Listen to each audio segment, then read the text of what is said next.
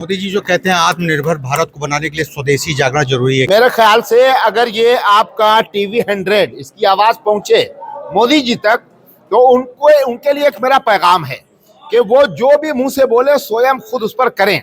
जैसे उन्होंने कहा सोना मत खरीदिए, पेट्रोल बचाइए, ये बचाइए, तो इसमें कुछ अपनी भी बेजा जो उनकी मतलब खर्च हो रही उस पर भी थोड़ी अगर वो कटौती करके फिर अगर वो इस बात का लोगों को आह्वान करेंगे तो मैं समझता हूँ ज्यादा असर होगा और मैं भी उनके साथ रहूंगा। वो विदेश न जाएं आपके? नहीं, बिल्कुल जाएं, विदेश जाएं, देश में रहें। जहां 10 गाड़ी से काम चल सकता है वहां 40 गाड़ी लगाने की जरूरत नहीं है। जहां में अपना देशी पानी पी कर काम चल सकता है वहां हमें इटली से पानी मंगा के पीने की जरूरत नहीं है। अगर हम आपसे कह रहे हैं कि आप सिद्धांत पर चलो तो हमें भी सिद्धांत पर चलना चाहिए। हमारे देश के प्रधानमंत्री बहुत अच्छे हैं, बहुत अच्छे हैं, कितने अच्छे हैं कि हम उनकी जितनी भी तारीफ करें वो उसके योग्य होते हैं, मगर उनको साथ ही साथ खुद भी करके तब दूसरों को बताना चाहिए। अच्छा, आप फॉलो कर रहे हैं मोदी जी ने जो अपील किया है, आप उसको फॉलो करेंगे? हम सोच रहे हैं कि पहले वो शुरू कर दें फॉलो तो हम भी उनके साथ लग जाएं। के सिंह साहब है हमारे साथ जो आज की अध्यक्षता कर रहे थे। बहुत बधाई सर, आपको और भी जिम्मेदारी मिली है। अब आपको क्या लगता है कि स्वदेशी जागरण मंच मोदी जी के अपील को अक्षरशः पूरा कर पाएगा? 100% अक्षरशः पूरा करेगा। और मोदी जी या योगी जी आज लोग कह रहे हैं, भाजपा के लोग या और लोग आज कह रहे हैं, इसकी न्यूज जब लोगों को कल्पना नहीं थी सन 91 में दत्तोपंत ठेंगड़ी जी ने रख दिया था।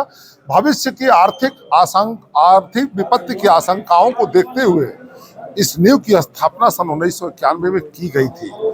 आज लोग स्वदेशी कर रहे हैं।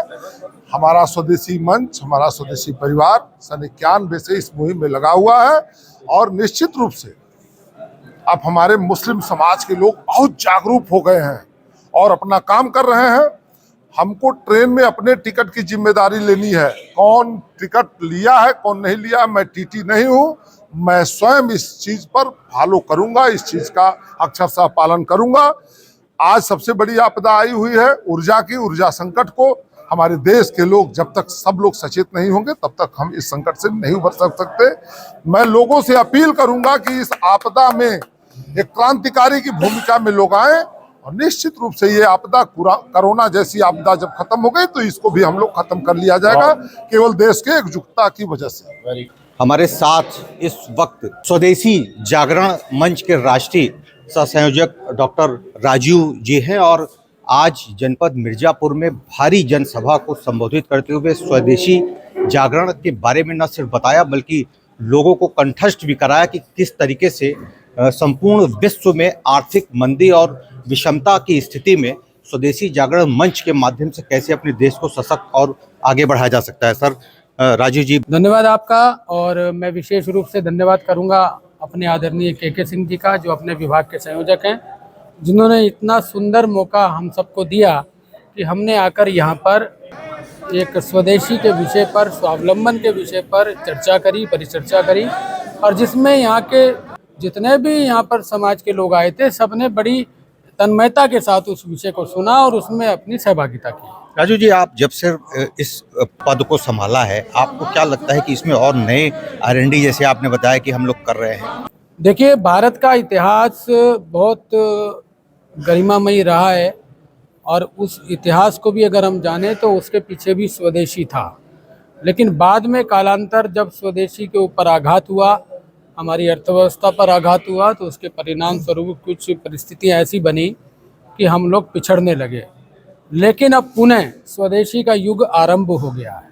आप देखिए, देश के अंदर अब ऐसी आर्थिक नीतियां बनी हैं, देश के अंदर ऐसे कार्य हो रहे हैं, हर क्षेत्र में स्वदेशी आ गया, रक्षा में स्वदेशी आ गया, टेक्नोलॉजी में स्वदेशी आ गया, हमारे आचार विचार में स्वदेशी आ गया, हमारे यहाँ उद्योग धंधे शुरू हो गए, अच्छे स्वदेशी के प्रकल्प खड़े हो गए। और R&D की जब आपने बात की है तो R&D पर भी बड़ा काम शुरू हो गया।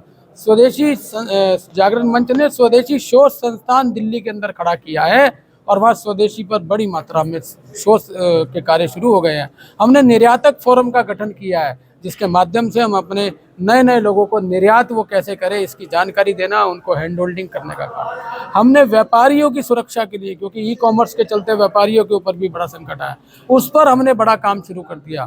हमने स्वावलंबी भारत अभियान के माध्यम से जो हमारे युवा नौकरी के पीछे भाग रहे थे उनको कैसे स्वावलंबन और उद्यमिता में उतारा जाए, उस पर बड़ा एक काम हमारे देश के अंदर शुरू हो गया। ऐसे हर क्षेत्र में स्वदेशी ये शुरू हो चुका है और आप देखिएगा आने वाले समय में इसके बहुत अच्छे परिणाम इस देश को मिलेंगे निश्चित रूप से, क्योंकि स्वदेशी ही आज है, कल था, स्वदेशी ही आज है और स्वदेशी ही कल रहेगा। यही हमारे देश की अर्थव्यवस्था की रीढ़ है।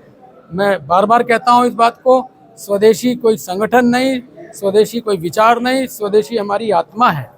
तो हमारी जो आत्मा है ये अब हमें जो है इस बात के लिए प्रेरित कर रही है कि अब पुनः भारत को विकसित बनाना है, महान बनाना है, समृद्ध बनाना है, तो उसका केवल एक ही मार्ग है, वो मार्ग है स्वदेशी। हमारे साथ स्वदेशी जागरण मंच के राष्ट्रीय सह संयोजक डॉक्टर राजू जी थे, जो जिनका साफ तौर पे कहना है कि अमेरिका इस वक्त स्वदेशी पैटर्न पर ही चल रहा है और हिंदुस्तान की पुरानी पद्धति और परंपरा स्वदेशी जागरण मंच के ही माध्यम से रुपये को भी मजबूत किया जा सकता है।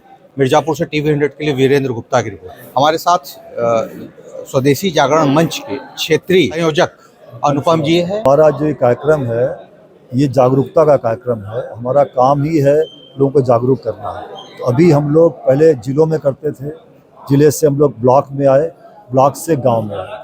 तो हमारी माननीय प्रधानमंत्री जी की अपील है कि हमारा अभियान गांव-गांव तक जाना चाहिए और गांव में जब जाएगा तभी बदलाव आएगा। अभी क्या है कि हमारे विदेशी प्रोडक्ट जैसे लक्स साबुन है, लाइफ बॉय है, डेटॉल है, पीने के लिए कोल्ड ड्रिंक है, कोका कोला है, पेप्सी, ये गांव-गांव तक पहुंच गई है और लोग अनजाने में इसका इस्तेमाल भी कर रहे हैं। तो इसको बताने का कार्य हमारा है। हमारे आज श्रीमान के सिंह भाई साहब ने ये कार्यक्रम का आयोजन किया है। तो इसका बड़े कार्यक्रम तो हम लोग महानगरों में कर लेते हैं, लेकिन अब आवश्यकता है कि हम ज़मीन पर उतरे, मतलब गाँव में जाएँ, गाँव में अपनी इकाई बनाएँ, गाँव के लोगों को मोटिवेट करें कि आप चाउमीन, पिज़्ज़ा, बर्गर जो बिक रहे हैं विदेशी सामान, जिससे कि हमारे पेट भी सही नहीं रहते, स्वास्थ्य खराब रहता है, उसको छोड़ के स्वदेशी की तरफ लौटें, अपने उत्सव पद्धति की तरफ लौटें और कभी भी हम लोग विदेशी टूथपेस्ट, विदेशी चीज़ों का इस्तेमाल ना करें, न विदेशी साबुन का, न विदेशी टूथपेस्ट का। धन्यवाद। मैं मौलाना हसीन अहमद हबीबी, सदर काजी शहर बनारस और इमाम शाही जामा मस्जिद बादशाह बाग बनारस। कैसे आपको स्वदेशी जागरण मंच से कैसे प्रेम हो गया, किन मुद्दों पर आप जुड़े हैं? कई साल पहले हमारे बड़े भाई जो बगल में खड़े हैं के सिंह साहब, ये जिंदगी के हर सब्जेक्ट पर जो हर भारतीय के लिए आवश्यक और ज़रूरी है उस पर हमेशा ये एक्टिव रहते हैं। कई साल पहले मुझे बताया था इन्होंने और आज के बारे में बताया, तो ये स्वदेशी जागरण मंच यानी आलमी बेदारी मुहिम हर व्यक्ति को जगाना है। और स्वदेशी पे आपने बहुत कुछ सुना, लेकिन एक शब्द में, यानी एक शब्द क्या, चंद जुमलों में मैं अपनी बात पूरी करना चाहता हूँ कि अगर ये स्वदेशी मंच जागरण मंच ये एक्टिव हो गया, और होना ही होना है। आज राष्ट्रीय स्तर के अधिकारी यहाँ मौजूद रहे आपके इस कार्यक्रम में, कौन कौन लोग सम्मिलित थे? आज राष्ट्रीय स्तर के हमारे माननीय राष्ट्रीय सह संयोजक डॉक्टर राजीव जी भाई साहब, क्षेत्रीय संयोजक माननीय अनुपम जी भाई साहब, प्रांतीय संगठक माननीय श्री कृपाशंकर जी भाई साहब, प्रांतीय संयोजक माननीय अखिलेश त्रिपाठी जी भाई साहब, प्रांतीय समन्वयक माननीय अजय आनंद भाई साहब, क्षेत्रीय सह संपर्क प्रमुख माननीय सत्येंद्र जी भाई साहब और तमाम पदाधिकारी। यहाँ 10 जिलों के लोग आए हुए हैं। इलाहाबाद, कौशाम्बी, बनारस, मिर्जापुर, चंदौली, भदोही, 10 जिले के लोग आए हुए हैं। सोनभद्र, 10 जिले के लोग आए हैं और यहाँ भारतरी की इस तपोस्थली से स्वदेशी का एक आगाज करना है। एक चिंगारी ऐसी जलानी है जो पूरे देश में इसकी खुशबू, इसकी सुगंध जाए। इसी उम्मीद के साथ राष्ट्रीय नेतृत्व, प्रांतीय नेतृत्व, क्षेत्रीय नेतृत्व का आगाज हुआ है। बहुत बहुत धन्यवाद, आपने समय निकाला, बात किया। तो पूरा जो रूपरेखा था एकमात्र इसका उद्देश्य यही बताया जा रहा है कि स्वदेशी जागरण मंच के माध्यम से लोगों को ये अवेयर किया जाए कि लोकल फॉर वोकल की पद्धति को ज़्यादा अडॉप्ट किया जाए और अपने आसपास बने तमाम सामग्रियों को ज़्यादा से ज़्यादा प्रयोग किया जाए। मिर्ज़ापुर से TV 100 के लिए वीरेंद्र गुप्ता की रिपोर्ट।